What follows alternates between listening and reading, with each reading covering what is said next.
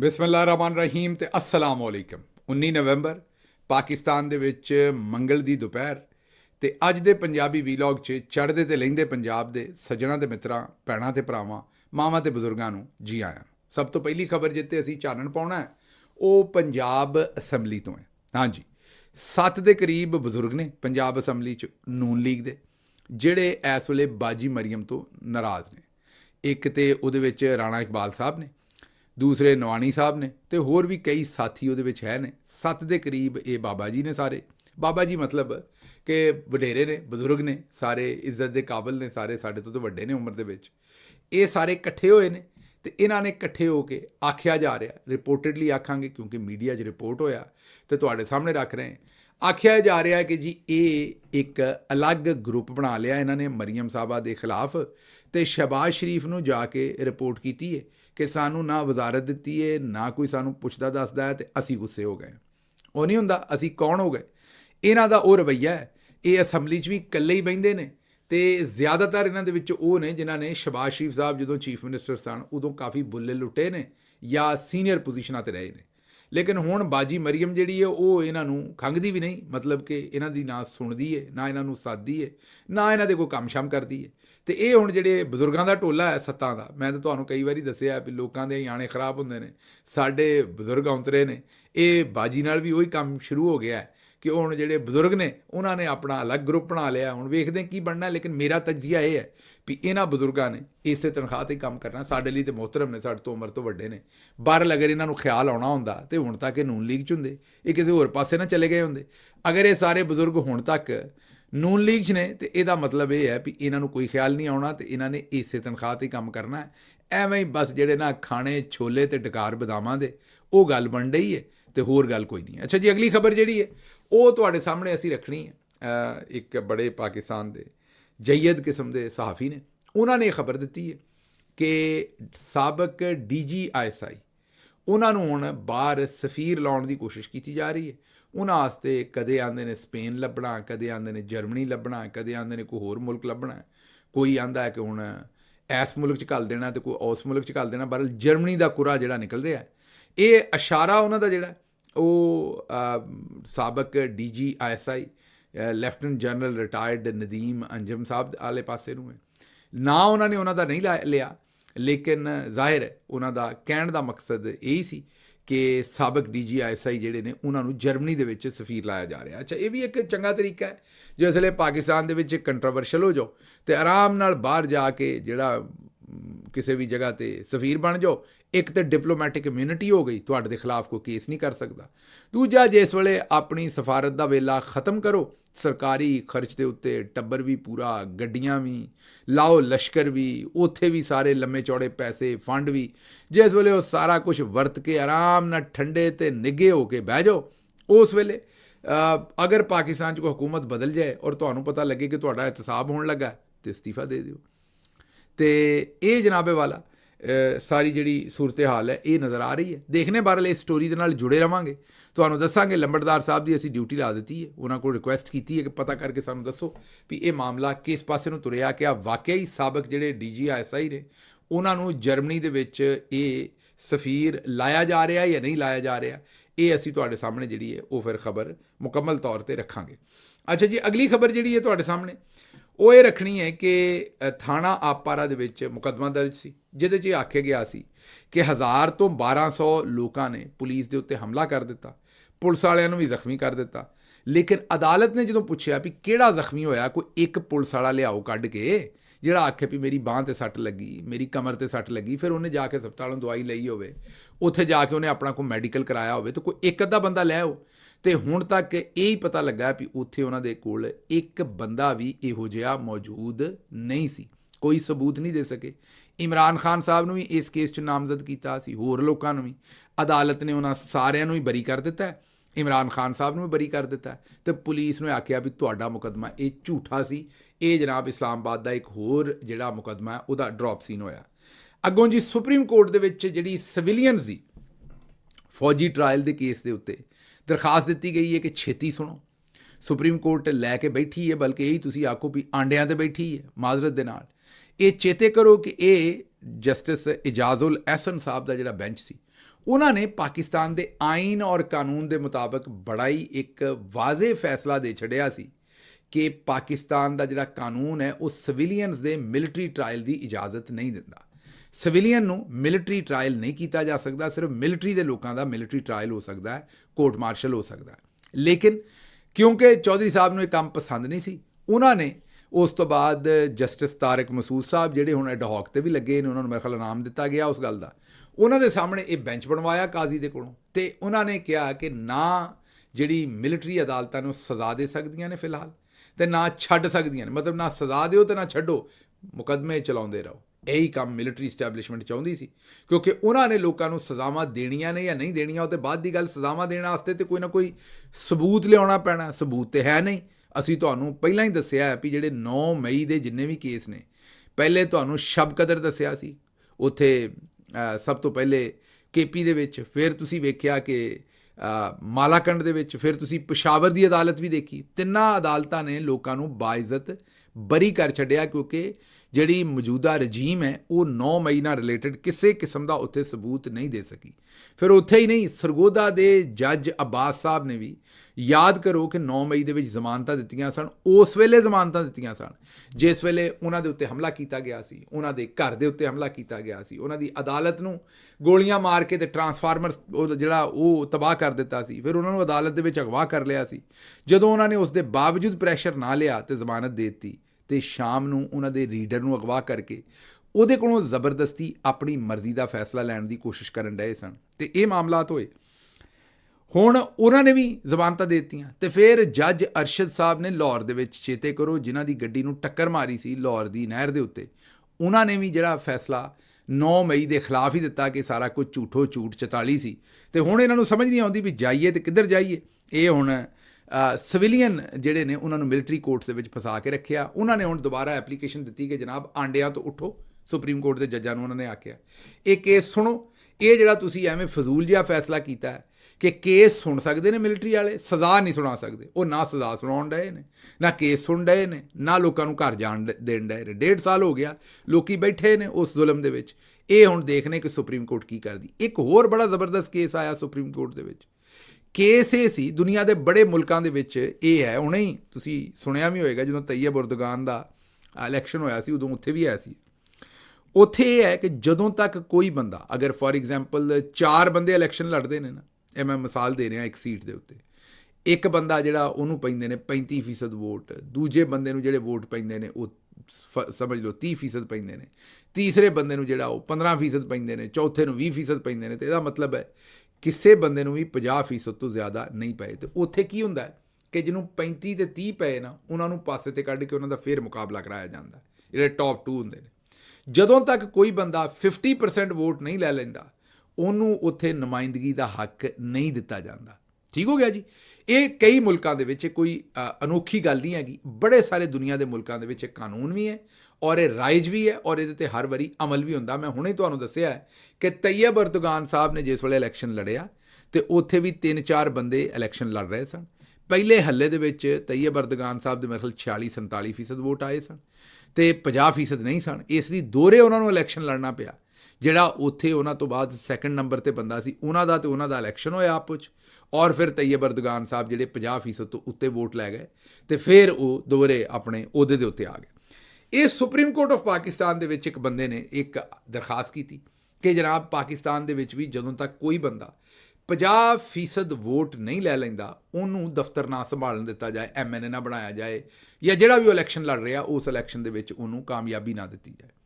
ਹੁਣ ਇਹ ਮੁਕੱਦਮਾ ਗਿਆ ਆਈਨੀ ਬੈਂਚ ਦੇ ਵਿੱਚ। ਆਈਨੀ ਬੈਂਚ ਦਾ ਮਤਲਬ ਹੈ ਕਿ ਜਿਹੜੇ ਛੋਟੇ ਕਾਜ਼ੀ ਫਾਇਜ਼ ਈਸਾ ਸਾਹਿਬ ਨੇ, ਮਤਲਬ ਕਿ ਜਸਟਿਸ ਅਮੀਨੁਦੀਨ ਸਾਹਿਬ, ਉਹਨਾਂ ਦੇ ਕੋਲ, ਉਹਨਾਂ ਨੇ ਬੜਾ ਗੁੱਸਾ ਕੀਤਾ। ਉਹਨਾਂ ਨੇ ਕਿਹਾ ਓਹੋ ਇਹ ਤੁਸੀਂ ਕਿਹੜੀ ਦਰਖਾਸਤ ਲੈ ਆਏ। ਉਹਨਾਂ ਕਿਹਾ ਮੈਂ ਤੁਹਾਨੂੰ ਬੜੀ ਸਖਤ ਸਜ਼ਾ ਦਿਆਂਗਾ, ਮੈਂ ਤੁਹਾਨੂੰ ਜੁਰਮਾਨਾ ਕਰਨਾ। 20,000 ਰੁਪਈਆ ਉਹਨਾਂ ਨੇ ਜੁਰਮਾਨਾ ਕੀਤਾ ਵਕੀਲ ਸਾਹਿਬ ਨੂੰ ਕਿ ਤੁਸੀਂ ਐਡਾ ਭੈੜਾ ਕੇਸ ਮੇਰੇ ਸਾਹਮਣੇ ਕਿਉਂ ਕਰ ਦਿੱਤਾ। ਅੱਛਾ, ਕੋਈ ਵਕੀਲ ਸਾਹਿਬ ਵੀ ਅੱਗੋਂ ਚੰਗੇ ਤਗੜੇ ਸਨ। ਉਹਨਾਂ ਕਿਹਾ ਜੀ 20,000 ਕਿਉਂ ਕਰਦੇ ਹੋ, ਕੋਈ 2 ਅਰਬ ਰੁਪਈਆ ਜੁਰਮਾਨਾ ਕਰੋ ਮੈਨੂੰ, ਤਾਂ ਕਿ ਅੱਗੋਂ ਅਸੀਂ ਡਰੀਏ ਤੁਹਾਡੇ ਸਾਹਮਣੇ ਕੋਈ ਮੁਕੱਦਮਾ ਲਿਆਉਣ ਨੂੰ। ਇਹ 20,000 ਕਿਉਂ ਕੀਤਾ ਜੇ, 2 ਅਰਬ ਕਰੋ। ਤੇ ਉਹਦੇ 'ਤੇ ਜਸਟਿਸ ਅਮੀਨੁਦੀਨ ਸਾਹਿਬ ਨੇ ਕਿਹਾ ਵੀ 2 ਅਰਬ ਵੀ ਮੈਂ ਕਰ ਦਿੱਤਾ, ਤੁਹਾਡੇ ਕੋਲ ਦਿੱਤਾ ਨਹੀਂ ਜਾਣਾ। ਬਹਰਹਾਲ ਜਸਟਿਸ ਅਮੀਨੁਦੀਨ ਸਾਹਿਬ ਨੇ ਵੀ, ਹੁਣ ਲੋਕੀ ਵੀ ਅੱਗੋਂ ਕੰਨ ਲਾਲ ਕਰਦੇ ਨੇ ਸਾਰੇ, ਉਹਨਾਂ ਨੂੰ ਪਤਾ ਕੌਣ ਕਿੰਨੇ ਪਾਣੀ 'ਚ ਤੇ ਕੀ ਕਰਨ ਡਿਆ। ਬਹਰਹਾਲ ਜਸਟਿਸ ਅਮੀਨੁਦੀਨ ਸਾਹਿਬ ਨੇ ਆਪਣੀ ਜਾਨ ਜਿਹੜੀ ਛੁਡਵਾਈ। ਅੱਛਾ ਜੀ, ਅਗਲੀ ਖਬਰ ਜਿਹੜੀ ਹੈ ਉਹ ਤੁਹਾਡੇ ਸਾਹਮਣੇ ਵਾਸ਼ਿੰਗਟਨ ਡੀਸੀ ਤੋਂ ਰੱਖਨੇ। ਉਹਦੀ ਵਾਸ਼ਿੰਗਟਨ ਡੀਸੀ ਤੋਂ ਖਬਰ ਹੈ ਉਹ ਇਹ ਹੈ ਕਿ ਜਿਹੜੇ ਅਮਰੀਕਾ 'ਚ ਪਾਕਿਸਤਾਨ ਦੇ ਸਫੀਰ ਨੇ ਉਹ ਭਾਈ ਸਾਹਿਬ ਇੱਕ ਮੀਟਿੰਗ ਕਰ ਰਹੇ ਸਨ। ਮੀਟਿੰਗ ਦੇ ਵਿੱਚ ਉਹਨਾਂ ਨੇ ਅਮਰੀਕਾ ਦੇ ਵਿੱਚ ਜਿਹੜੇ ਪਾਕਿਸਤਾਨੀ ਡਾਕਟਰ ਨੇ ਉਹਨਾਂ ਨੂੰ ਸੱਦਿਆ ਸੀ ਤੇ ਨਾਲ ਕਾਰੋਬਾਰੀ ਸ਼ਖਸੀਅਤ। ਉਹਦੇ ਵਿੱਚ ਖਵਾਤੀਨ ਡਾਕਟਰ ਤੇ ਕਾਰੋਬਾਰੀ ਸ਼ਖਸੀਅਤ ਵੀ ਸਨ ਤੇ ਮਰਦ ਵੀ ਸਨ। ਉਸ ਮੀਟਿੰਗ ਦੇ ਵਿੱਚ ਬੜੇ ਬੜੇ ਸਖਤ ਸਵਾਲ ਹੋਣੇ ਸ਼ੁਰੂ ਹੋ ਗਏ ਸਫੀਰ ਸਾਹਿਬ ਦੇ ਕੋਲੋਂ। ਸਵਾਲਾਂ ਦੇ ਜਵਾਬ ਤੇ ਉਹਨਾਂ ਦੇ ਕੋਲ ਹੈ ਨਹੀਂ ਸੀ ਤੇ ਉਹਨਾਂ ਪਤਾ ਨਹੀਂ ਲੋਕਾਂ ਨੂੰ ਆਰੇ ਲਾਉਣ ਵਾਸਤੇ ਜਾਂ ਗਲਤੀ ਨਾਲ ਉਹਨਾਂ ਦੇ ਕੋਲੋਂ ਜਾਂ ਕਿਸੇ ਹੋਰ ਦੇ ਕੋਲੋਂ ਉੱਥੇ ਜਨਾਬ ਬਲੂ ਫਿਲਮ ਚੱਲ ਗਈ, ਟੋਟੇ ਚੱਲ ਗਏ। ਸਮਝਦੇ ਹੋ ਨਾ, ਉੱਥੇ ਜਿਹੜੀ ਹੈ ਨਾ ਫਿਲਮ ਚੱਲ ਗਈ, ਗੂੰਗੀ ਫਿਲਮ। ਮੈਂ ਨਾਂ ਦੇ ਤੌਰ ਤੇ ਗੂੰਗੀ ਕਹਿਣ ਡਿਆ, ਜਿਹੜੀ ਚੱਲੀ ਉਹ ਗੂੰਗੀ ਨਹੀਂ, ਉਹਦੇ 'ਚ ਆਵਾਜ਼ਾਂ ਵੀ ਆਇਆ ਸਨ ਤੇ ਉਹ ਜਨਾਬ ਚੱਲ ਗਈ, ਲਾਲਾ ਪੈ ਗਈ ਉੱਥੇ। ਤੇ ਲੋਕਾਂ ਨੂੰ ਸਮਝ ਨਾ ਆਵੇ ਵੀ ਸਫੀਰ ਕਿੱਥੇ ਲੱਭਣਾ, ਕਿਉਂਕਿ ਸਫੀਰ ਦੇ ਥਾਂ ਤੇ ਕੁਝ ਹੋਰ ਹੀ ਫਿਰਨ ਡਿਆ ਸੀ ਕੰਮ ਉਹਦੇ ਵਿੱਚ। ਹੁਣ ਕਈ ਬੰਦੇ ਆਂਦੇ ਨੇ ਵੀ ਉਹ ਫਿਲਮ ਜਾਣ-ਬੁੱਝ ਕੇ ਚਲਾਈ ਗਈ ਤਾਂ ਕਿ ਲੋਕਾਂ ਨੂੰ ਆਰੇ ਲਾਤਾ ਜਾਏ, ਕਿਉਂਕਿ ਲੋਕੀ ਜਿਹੜੇ ਨੇ ਉਹਨਾਂ ਨੇ ਸਫੀਰ ਸਾਹਿਬ ਨੂੰ ਲੰਮਿਆ ਪਾਇਆ ਸੀ ਸਵਾਲ ਪੁੱਛ ਕੇ। ਉਹ ਆਂਦੇ ਸਨ ਵੀ ਤੁਹਾਨੂੰ ਹਯਾ ਨਹੀਂ ਆਉਂਦਾ, ਤੁਹਾਨੂੰ ਨੀਂਦਰ ਕਿਸ ਤਰ੍ਹਾਂ ਆਉਂਦੀ, ਐਡੀ ਭੈੜੀ ਰਜੀਮ ਨੂੰ ਡਿਫੈਂਡ ਕਰਦੇ ਹੋ ਤੁਸੀਂ, ਤੁਹਾਨੂੰ ਰਾਤ ਨੂੰ ਨੀਂਦਰ ਪੈਂਦੀ। ਇਹੋ ਜਿਹੇ ਬੜੇ ਔਖੇ ਸਵਾਲ ਸਨ। ਤੇ ਉਹਦੇ ਤੇ ਜਿਹੜੇ ਸਫੀਰ ਸਾਹਿਬ ਸਨ ਉਹਨਾਂ ਨੇ ਪਹਿਲਾਂ ਤੇ ਬਾਹਾਂ ਸ਼ਾਵਾਂ ਟੰਗ ਕੇ ਧੋਤੀ ਤਾਂ ਕਰਕੇ ਉਹਨਾਂ ਨੇ ਅਮਰੀਕਾ ਤੇ ਵੀ ਚੜ੍ਹਾਈ ਕੀਤੀ ਵੀ ਇੱਥੇ ਕਿਹੜੀ ਜਮਹੂਰੀਅਤ ਹੈ, ਇੱਥੇ ਵੀ ਤਾਂ ਇਲੈਕਸ਼ਨ ਲੁੱਟਿਆ ਗਿਆ, ਇੱਥੇ ਵੀ ਤਾਂ ਇਹ ਹੋਇਆ, ਇੱਥੇ ਵੀ ਤਾਂ ਇਹ ਹੋਇਆ। ਜਿਸ ਵੇਲੇ ਅਮਰੀਕਾ ਦੇ ਮਗਰ ਚੰਗੇ ਪਏ ਫਿਰ ਵੀ ਗੱਲ ਨਾ ਬਣੀ, ਫਿਰ ਲੋਕਾਂ ਸਵਾਲ ਪੁੱਛੇ ਤੇ ਫਿਰ ਇਹ ਫਿਲਮ ਔਨ ਹੋ ਗਈ। ਹੁਣ ਇਹ ਪਤਾ ਨਹੀਂ ਜਾਨ ਛੁਡਾਉਣ ਵਾਸਤੇ ਉਹਨਾਂ ਆਰੇ ਲਾਇਆ, ਕਿਉਂਕਿ ਤੁਹਾਨੂੰ ਪਤਾ ਪਾਕਿਸਤਾਨੀ ਜ਼ਰਾ ਆਰੇ ਵੀ ਤਾਂ ਲੱਗ ਜਾਂਦੇ ਨੇ, ਪਰ ਉਹਨਾਂ ਨੂੰ ਇਹ ਨਹੀਂ ਸੀ ਸੋਚ ਵੀ ਉੱਥੇ ਉਹ ਪੜ੍ਹੇ ਲਿਖੇ ਨੇ। ਨਾਲੇ ਅਮਰੀਕਾ 'ਚ ਕਿਹੜਾ VPN ਲਾ ਕੇ ਇਹੋ ਜਿਹੀਆਂ ਸ਼ਾਵਾਂ ਦੇਖਣੀਆਂ, ਜਿਹਨੇ ਵੇਖਣੀਆਂ ਵੈਸੇ ਹੀ ਵੇਖ ਲੈਣੀਆਂ ਨੇ। ਬਹਰਹਾਲ ਜਨਾਬ ਉੱਥੇ ਬੜੀ ਲਾਲਾ ਕੀਤੀ ਤੇ ਲੋਕੀ ਤੇ ਕਈਆਂ ਨੇ ਕੰਪਿਊਟਰ ਬੰਦ ਕੀਤੇ ਤੇ ਕੋਈ ਭੱਜਿਆ ਤੇ ਕਿਸੇ ਨੇ ਕੁਛ ਕੀਤਾ। ਤੇ ਹੁਣ ਕੋਈ ਆਂਦਾ ਵੀ ਉਹ ਸਫੀਰ ਸਾਹਿਬ ਨੇ ਪਤਾ ਨਹੀਂ ਗਲਤੀ ਨਾਲ ਚਲਾਤੀ ਜਾਂ ਉਹਨਾਂ ਦੇ ਕੰਪਿਊਟਰ 'ਚ ਪਈ ਸੀ, ਉਹ ਵੇਖਣ ਡਏ ਹੁਣ ਪਹਿਲਾਂ ਸ਼ਾਇਦ। ਇਹ ਤੇ ਹੁਣ ਸਾਡੇ ਕਿਆਫੇ ਨੇ ਨਾ, ਸਾਡੇ ਤਜਜ਼ੀਏ ਨੇ, ਜ਼ਰੂਰੀ ਨਹੀਂ ਵੀ NGO ਹੋਇਆ ਹੋਵੇ। ਤੇ ਲੇਕਿਨ ਇਹ ਹੁਣ ਡਾਕਟਰ ਜਲੀਲ ਸਾਹਿਬ ਨੇ ਖਬਰ ਦਿੱਤੀ ਹੈ ਤੇ ਅਸੀਂ ਇਹਨੂੰ ਰਿਪੋਰਟਡਲੀ ਆਖਾਂਗੇ, ਸਾਡੀ ਖਬਰ ਨਹੀਂ, ਅਸੀਂ ਤਜਜ਼ੀਆ ਹੀ ਕਰ ਸਕਦੇ ਵੀ ਇਹ ਕਿਵੇਂ ਚੱਲੀ ਹੋਏਗੀ, ਕਿੱਡੀ ਕੁ ਲੰਮੀ ਚੱਲੀ ਹੋਏਗੀ, ਕਿੱਡੀ ਕੁ ਵੱਡੀ ਚੱਲੀ ਹੋਏਗੀ। ਤੇ ਇਹ ਸਾਰਾ ਕੁਝ ਹੁਣ ਤੁਸੀਂ ਆਪ ਸੋਚਣਾ। ਮੈਂ ਬਹਰਹਾਲ ਅਗਲੀ ਖਬਰ ਵਾਲੇ ਪਾਸੇ ਚੱਲਣਾ, ਕਿਉਂਕਿ ਇਹ ਤਾਂ ਸਾਰਾ ਕੰਮ ਜਿਹੜਾ ਉਹ ਹੋਣਾ ਸੀ ਉਹ ਹੋ ਗਿਆ। ਅੱਛਾ ਜੀ, ਅਗਲੀ ਖਬਰ ਜਿਹੜੀ ਹੈ PIA ਦੀ ਨਿਜਕਾਰੀ ਦੀਆਂ ਬੋਲੀਆਂ ਫੇਰ ਲੱਗਣ ਵਾਲੀਆਂ ਨੇ ਜੀ। ਹਾਂਜੀ, PIA ਦੀ ਤੁਹਾਨੂੰ ਪਤਾ ਪਹਿਲੇ ਨਿਜਕਾਰੀ ਦੇ ਵਿੱਚ ਅਗਲਿਆਂ 10 ਅਰਬ ਰੁਪਈਆ ਲਾਇਆ ਸੀ ਸਿਰਫ, ਤੇ ਉਹ ਨਿਕਲ ਗਏ ਸਨ। ਹੁਣ ਦੁਬਾਰਾ ਬੋਲੀ ਵਾਸਤੇ ਸੱਦਣ ਡਏ ਨੇ ਜੀ ਕਿ ਆਓ ਜੀ ਆ ਕੇ ਤੇ ਬੋਲੀ ਲਾਓ, ਦੇਖਨੇ ਕੀ ਬਣਦਾ ਅੱਜ। ਅੱਛਾ ਜੀ, ਅਗਲੀ ਖਬਰ ਇਹ ਕਿ ਲਾਹੌਰ ਔਰ ਮੁਲਤਾਨ ਦੇ ਜਿਹੜੇ ਤਾਲੀਮੀ ਇਦਾਰੇ ਨੇ ਉਹ ਹੁਣ ਲਾਹੌਰ ਔਰ ਮੁਲਤਾਨ ਤੋਂ ਇਲਾਵਾ ਬਾਕੀ ਪੂਰੇ ਪੰਜਾਬ ਦੇ ਜਿਹੜੇ ਸਕੂਲ ਨੇ ਉਹ ਖੋਲ੍ਹਣ ਦਾ ਫੈਸਲਾ ਕੀਤਾ ਹੈ। ਹੁਣ ਬੱਚਿਆਂ ਨੇ ਮੁਰਝਾ ਜਾਣਾ ਹੈ ਗੱਲ ਸੁਣ ਕੇ, ਨਿਆਣਿਆਂ ਨੂੰ ਵੀ ਤਾਂ ਸ਼ੌਕ ਹੁੰਦਾ ਵੀ ਚਲੋ ਬੰਦ ਹੀ ਰਹਿਣ, ਸਾਡਾ ਤਾਂ ਦਾ ਲੱਗਾ ਨਾ, ਭਾਵੇਂ ਸਮੋਕ ਦੇ ਬਹਾਨੇ ਲੱਗਾ, ਸਾਨੂੰ ਪੜ੍ਹਨਾ ਨਾ ਪੈ ਜਾਏ। ਬਹਰਹਾਲ ਹੁਣ ਉਹਨਾਂ ਫੈਸਲਾ ਕੀਤਾ ਹੈ ਕਿ ਜੀ ਅਸੀਂ ਹਰ ਸੂਰਤ ਜਿਹੜਾ ਇਹ ਮੁਲਤਾਨ ਤੇ ਲਾਹੌਰ ਤੋਂ ਇਲਾਵਾ ਤਾਲੀਮੀ ਇਦਾਰੇ ਜਿਹੜੇ ਨੇ ਉਹ ਦੋਰੇ ਖੋਲ੍ਹ ਦੇਣੇ ਨੇ ਤਾਂ ਕਿ ਉੱਥੇ ਜਿਹੜੇ ਮਾਮਲਾਤ ਜਿਹੜੇ ਨੇ ਉਹ ਹੁਣ ਬੱਚਿਆਂ ਦੀ ਪੜ੍ਹਾਈ ਸ਼ੜਾਈ ਦਾ ਜ਼ਿਆਦਾ ਹਰਜ ਨਾ ਹੋਵੇ। ਅੱਛਾ ਜੀ, ਅਗਲੀ ਖਬਰ ਜਿਹੜੀ ਤੁਹਾਡੇ ਸਾਹਮਣੇ ਰੱਖਣੀ ਉਹ ਹੈ ਖਵਾਜਾ ਆਸਿਫ ਸਾਹਿਬ ਦਾ ਬਿਆਨ। ਉਹਨਾਂ ਆਖਿਆ ਹੈ ਜੀ ਕਿ ਫੌਜ ਦੀ ਮਦਦ ਨਾਲ ਹਾਈਬ੍ਰਿਡ ਸਿਸਟਮ ਚੱਲ ਰਿਹਾ। ਉਹਨਾਂ ਕਿਹਾ ਬਿਲਕੁਲ ਹਾਈਬ੍ਰਿਡ ਹੈ, ਜਮਹੂਰੀਅਤ ਨਹੀਂ ਹੈ, ਅੱਧੀ ਕੁ ਜਮਹੂਰੀਅਤ ਹੈ, ਅੱਧਾ ਫੌਜੀ ਕੰਮ ਹੈ। ਤੇ ਇਹ ਚੱਲ ਇਸ ਤੋਂ ਰਿਹਾ ਵੀ ਫੌਜ ਸਾਨੂੰ ਸਪੋਰਟ ਕਰ ਰਹੀ, ਫੌਜ ਸਪੋਰਟ ਨਾ ਕਰੇ ਤੇ ਨਾ ਚੱਲੇ। ਉਹ ਖੁੱਲ੍ਹਾ ਹੀ ਮੰਨ ਗਏ ਨੇ ਹੁਣ, ਤੇ ਮੇਰਾ ਮਤਲਬ ਨੰਗੇ ਚਿੱਟੇ ਗੱਲਾਂ ਕਰਨ ਡਏ ਨਾ। ਉਹਨਾਂ ਕਿਹਾ ਜੀ ਬਿਲਕੁਲ ਫੌਜ ਦੀ ਮਦਦ ਨਾਲ ਚੱਲ ਰਿਹਾ। ਦੂਜੇ ਪਾਸੇ ਫੌਜ ਦੇ DG ISPR ਆ ਕੇ ਆਖਦੇ ਨੇ ਸਾਡਾ ਸਿਆਸਤ ਨਾਲ ਕੋਈ ਲੈਣ ਦੇਣ ਨਹੀਂ। ਖਵਾਜਾ ਆਸਿਫ ਆਂਦਾ ਸਾਰਾ ਕੁਝ ਉਹ ਚਲਾ ਰਹੇ ਨੇ ਤੇ ਰਲ ਕੇ ਚਲਾ ਰਹੇ ਨੇ। ਜਾਈਏ ਤੇ ਕਿਹੜੇ ਪਾਸੇ ਜਾਈਏ, ਇਹ ਨਹੀਂ ਸਮਝ ਆਉਂਦੀ ਵੀ ਝੂਠ ਕਿਹੜਾ ਮਾਰਦਾ ਤੇ ਸੱਚ ਕਿਹੜਾ ਬੋਲਦਾ। ਅੱਛਾ ਜੀ, ਜਿਨ੍ਹਾਂ ਨੇ ਹੁਣ ਉਮਰੇ ਤੇ ਜਾਣਾ ਹੈ, ਵਜ਼ਾਰਤ ਮਜ਼ਹਬੀ ਅਮੂਰ ਨੇ ਇਹ ਆਖਿਆ ਹੈ ਕਿ ਜਨਾਬ ਉਹ ਪਹਿਲੇ ਐਫੀਡੇਵਿਟ ਦੇਣ ਕਿ ਉਹ ਉੱਥੇ ਮੰਗਣ ਨਹੀਂ ਜਾ ਰਹੇ। ਇਹ ਹੁਣ ਬੜਾ ਰੌਲਾ ਬਣ ਗਿਆ, ਬੰਦੇ ਦੁਆ ਤੇ ਮੰਗਣ ਜਾ ਹੀ ਰਹੇ ਨੇ, ਲੇਕਿਨ ਉਹ ਆਂਦੇ ਨੇ ਮੰਗਣ ਨਹੀਂ ਜਾ ਰਹੇ। ਇਹ ਵੀ ਲਿਖ ਦੇਣਾ ਵੀ ਉੱਥੇ ਭੀਖ ਸ਼ੀਖ ਨਹੀਂ ਮੰਗਣ ਜਾ ਰਹੇ, ਕਿਉਂਕਿ ਦੁਆ ਤੇ ਮੰਗਣ ਜਾਣਾ। ਹੁਣ ਕਿਤੇ ਇਹ ਨਾ ਲਿਖਵਾ ਲੈਣਾ ਲੋਕਾਂ ਦੇ ਕੋਲੋਂ ਐਫੀਡੇਵਿਟ ਦੇ ਵਿੱਚ ਵੀ ਅਸੀਂ ਮੰਗਣ ਹੀ ਨਹੀਂ ਜਾ ਰਹੇ, ਉੱਥੇ ਦੁਆਵਾਂ ਤੇ ਮੰਗਣੀਆਂ ਨੇ ਜਾ ਕੇ। ਤੇ ਉਹ ਆਂਦੇ ਨੇ ਹੁਣ ਜਿਹੜਾ ਵੀ ਉਮਰੇ ਤੇ ਜਾਏਗਾ ਪਹਿਲਾਂ ਇਹ ਦੱਸੇਗਾ ਵੀ ਜਨਾਬ ਮੈਂ ਫਕੀਰ ਨਹੀਂ, ਮੈਂ ਮੰਗਣ ਨਹੀਂ ਜਾ ਰਿਹਾ। ਅੱਛਾ, ਇਹ ਮੈਨੂੰ ਦੱਸੋ ਕਿ ਲੋਕੀ ਤੇ ਇਹ ਐਫੀਡੇਵਿਟ ਦੇ ਦੇਣਗੇ ਤੇ ਜੇ ਇਸ ਵੇਲੇ ਸਾਡੇ ਵਜ਼ੀਰ ਆਜ਼ਮ, ਆਰਮੀ ਚੀਫ, ਸਾਡੇ ਆਪਣੇ ਜਿਹੜੇ ਵਜ਼ਾਰਤ ਖਜ਼ਾਨਾ ਦੇ ਲੋਕ ਇਹ ਜਾਂਦੇ ਨੇ ਤੇ ਇਹ ਦੇਣਗੇ ਐਫੀਡੇਵਿਟ ਵੀ ਅਸੀਂ ਮੰਗਣ ਨਹੀਂ ਜਾ ਰਹੇ। ਇਹ ਵੀ ਤਾਂ ਉੱਥੇ ਮੰਗਣ ਹੀ ਜਾਂਦੇ ਨੇ। ਇਹ ਤੇ ਦੂਜੇ ਦਿਨ ਤੁਰੇ ਹੁੰਦੇ ਨੇ, ਕਦੀ ਆਉਂਦੇ ਨੇ ਕਿ ਰੋਲ ਓਵਰ ਕਰੋ ਤੇ ਕਦੀ ਡਿਪਾਜ਼ਿਟ ਦਿਓ ਤੇ ਕਦੀ ਕਰਜ਼ਾ ਦਿਓ ਤੇ ਕਦੀ ਸਾਨੂੰ ਤੇਲ ਦੇ ਦਿਓ ਥੋੜ੍ਹੇ ਜਿਹੇ ਹੋਰ ਪੈਸਿਆਂ ਦੇ ਉੱਤੇ। ਤੇਲ ਮਤਲਬ ਕਿ ਪੈਟਰੋਲ ਦੇ ਦਿਓ, ਪੰਜਾਬੀ ਵਾਲਾ ਤੇਲ ਨਾ ਦੇ ਦਿਓ ਜਿਹੜਾ ਆਉਂਦੇ ਨੇ ਮੈਂ ਤੈਨੂੰ ਤੇਲ ਦੇ ਦੇਣਾ, ਜਾਂ ਤੇਲ ਦਿਓ ਤੇ ਰੈਲਾ ਹੋ ਜਾਂਦਾ ਕੰਮ। ਉਹ ਨਹੀਂ, ਉਹ ਤੇਲ ਦੇਣ ਦੀ ਗੱਲ ਨਹੀਂ ਕਰਨ ਡਏ। ਇੱਕ ਤੇ ਮੁੰਡੇ ਦੰਦ ਬੜਾ ਕੱਢਦੇ ਨੇ ਯਾਰ, ਮਾੜੀ ਜੀ ਗੱਲ ਇੱਧਰ ਦੀ ਉੱਧਰ ਕਰਦੇ ਆ ਨਾਲ ਹੀ ਦੰਦ ਚੁੱਪ ਕਰਕੇ ਬਹਿ ਜਾਓ, ਅਗਲੀਆਂ ਖਬਰਾਂ ਬੜੀਆਂ ਜ਼ਰਾ ਜ਼ਬਰਦਸਤ ਨੇ। ਅੱਛਾ ਜੀ, ਚੇਅਰਮੈਨ ਪੀਟੀਆਈ ਜਨਾਬ ਹਫੀਜ਼ੁਰ ਰਹਿਮਾਨ ਸਾਹਿਬ ਨੇ, ਭਾ ਹਫੀਜ਼ ਸਾਹਿਬ ਨੇ ਆਖਿਆ ਕਿ VPN ਰਜਿਸਟਰ ਕਰਾ ਲਓ ਬਈ ਛੇਤੀ ਛੇਤੀ। ਉਹਨਾਂ ਆਪਣੇ ਮੂੰਹ ਮੰਨਿਆ, ਭਾ ਹਫੀਜ਼ ਨੇ, ਉਹਨਾਂ ਆਖਿਆ ਵੀ IT ਜਿਹੜੀ ਹੈ ਨਾ ਉਹ ਜਦੋਂ ਤੱਕ VPN ਨਾ ਹੋਵੇ ਤਾਂ ਨਹੀਂ ਚੱਲਦੀ। ਹੁਣ ਜ਼ਰਾ ਗੌਰ ਕਰੋ ਇਹਨਾਂ ਦੇ ਉੱਤੇ ਰੱਬ ਨੇ ਕਿੱਡਾ ਵੱਡਾ ਅਜ਼ਾਬ ਲਿਆਂਦਾ ਕਿ ਇਹਨਾਂ ਦੇ ਮੂੰਹ ਗੱਲਾਂ ਨਿਕਲਦੀਆਂ ਨੇ। ਇੱਕ ਪਾਸੇ VPN ਬੰਦ ਕਰਦੇ ਨੇ, ਦੂਜੇ ਪਾਸੇ ਆਪ ਮੰਨਦੇ ਨੇ ਕਿ IT ਇੰਡਸਟਰੀ VPN ਤੋਂ ਬਗੈਰ ਨਹੀਂ ਚੱਲ ਸਕਦੀ। ਉਹ ਕਿਵੇਂ? ਇਹ ਜਿਹੜੇ ਬੜੇ ਬੜੇ ਬੈਂਕ ਜਾਂ ਬਹੁਤ ਦੂਸਰੀਆਂ ਕੰਪਨੀਆਂ ਬਾਹਰ ਦੇ ਕਾਲ ਸੈਂਟਰ ਵਗੈਰਾ ਇੱਥੇ ਬਣਾਉਂਦੀਆਂ ਨੇ ਨਾ, ਉਹ VPN ਲਾ ਕੇ ਕੰਮ ਕਰਦੇ ਨੇ। ਉਹਨਾਂ ਦੀ ਜ਼ਰੂਰਤ ਹੁੰਦੀ ਹੈ, ਕੋਈ ਸ਼ੌਕ ਨਾਲ VPN ਨਹੀਂ ਲਾਉਂਦੇ, ਉਹਨਾਂ ਦੀ ਜ਼ਰੂਰਤ ਹੁੰਦੀ, ਕੰਮ ਦੀ ਜ਼ਰੂਰਤ ਹੁੰਦੀ, ਉਹਨਾਂ ਦਾ ਕੰਮ ਹੋ ਹੀ VPN ਦੇ ਥਰੂ ਸਕਦਾ ਹੈ। ਇਹਨਾਂ VPN ਤੇ ਪਾਬੰਦੀ ਲਾਤੀ, ਉਹਨਾਂ ਦਾ ਸਾਰਾ ਕੰਮ ਰੁਕ ਗਿਆ। ਜਦੋਂ ਉਹਨਾਂ ਦਾ ਰੁਕ ਗਿਆ, ਪਾਕਿਸਤਾਨ ਦਾ ਵੀ ਪੱਠਾ ਗਰਕ ਹੋਣ ਡਿਆ, ਕਿਉਂਕਿ ਡਾਲਰ ਆਉਂਦੇ ਨੇ ਬਾਹਰੋਂ ਜੋ ਕਮਾਉਂਦੇ ਨੇ।